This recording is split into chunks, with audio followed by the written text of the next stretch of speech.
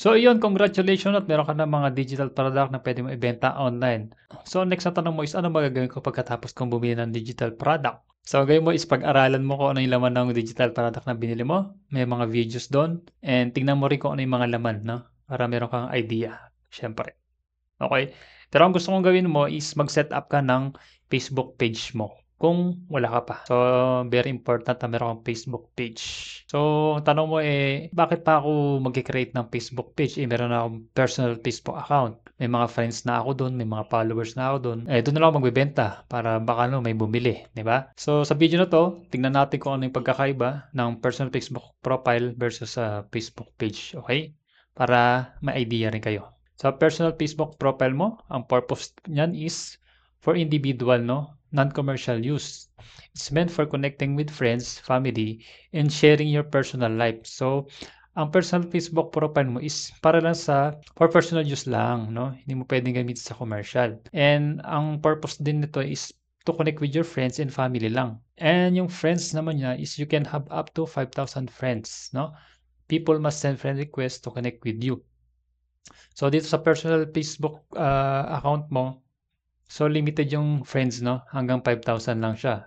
And then kailangan pa nila mag-send ng friend request para maka-connect sila sa'yo, okey?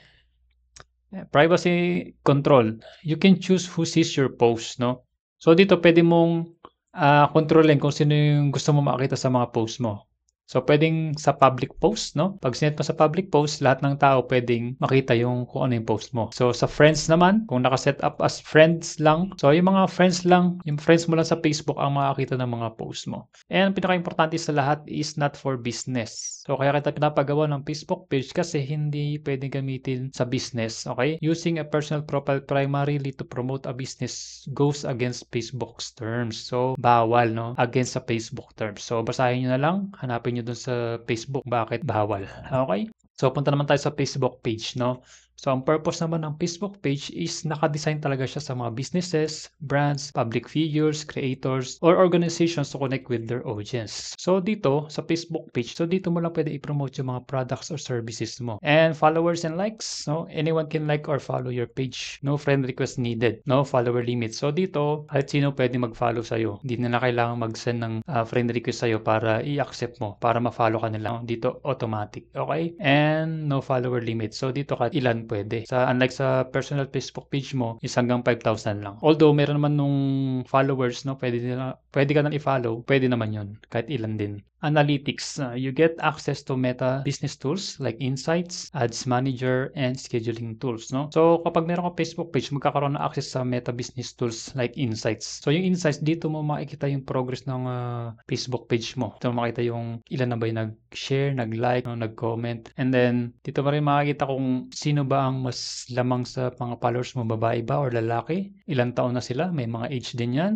And then kung taga saan sila, no? Yun, doon nakikita mo sa insights. And ad manager. So dito pwede kang mag-set up ng ad, no? So pwede mo ring targetin yung mga taong gusto mo makakita ng products or services mo.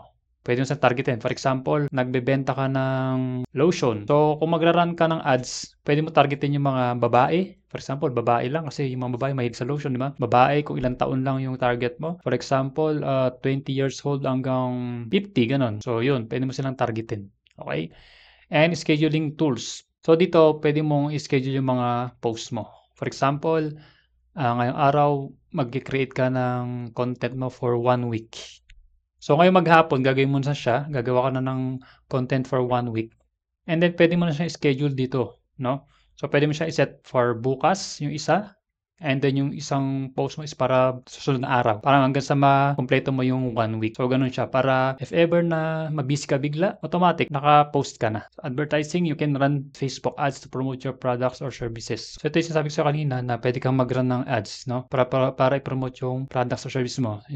So sa personal account mo, hindi kasi pwede yan. So dito pwede, magbabayad ka na kay Facebook, no? Para i-promote niya yung mga products or services mo. So dito, pwede mo rin targetin talaga yung mga audience mo. Okay? So team access. So you can assign assign roles to others to help manage your page. Pwede kang mag-assign ng admin, editor, moderators. If ever na sobrang lakas na ng business mo, no, at hindi mo na masagot isa-isa yung mga inquiries, so pwede kang mag-assign ng tao para sila yung magsagot ng mga inquiries mo. So yun yung kagandahan pagka meron kang Facebook page. Okay? So malinaw yun. So ang next natin gagawin is how to set up a Facebook page, no? Kung meron ka na, good for you. Kung wala pa, panoorin mo yung susunod na video natin. Okay? See you in the next video.